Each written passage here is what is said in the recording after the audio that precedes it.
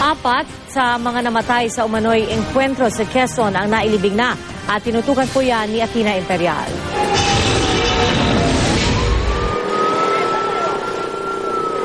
Hustisyang hangad ng mga naiwang kaanak ni Paul Kiohilag Sr.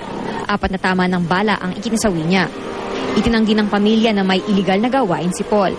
Ipinakita pa nila ang insurance proposals bilang patunay na ahente si Paul ng isang insurance company. From the start naman po, hindi talaga siya nahawak ng baril. Ang alam lang po ng tatay ko is purely business. Si Paul ay galing sa isang pamilya na ang pinagmumula ng kabuhayan ay bilang real estate brokers.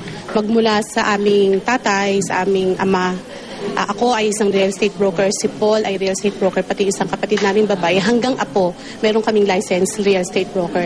Hindi ako naniniwala kasi wala naman sa hinagap namin na ganoon siya. Kumbaga sa nagulat kami, na-shock kami nung nabalitaan namin na napasama siya sa ganyang insidente. Umaasang pamilya Kiohilag ng isang malinaw na investigasyon sa insidente.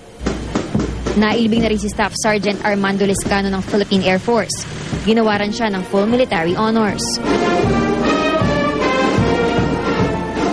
Nakakadagdag daw sa pagdadalamhati ng pamilya ang alegasyong sangkot si Lescano sa weteng at gun for hire syndicates na naunan nilang itinanggi. Security escort lang daw si Lescano ng gabing maganapang barilan. Plano nilang magsampa ng reklamo sa mga pulis na nakapatay kay Lescano. Si Police Superintendent Alfredo Consimino binigyan ng Heroes Burial kahapon. Si Consimino ang Acting Group Director ng Regional Headquarters Support Group ng Mimaropa Regional Police. Matagal namin siya nakasama. Mabait na tao si Boy. Hindi kami naniniwala doon sa akusasyon sa kanya na ang unang pagkakarinig namin ay armed group sila, no? So hindi kami naniniwala ron at involved siya sa other activities. Umaasa ang pamilya Consimino na ang investigasyon ng DOJ at NBI ang magbibigay linaw sa nangyari.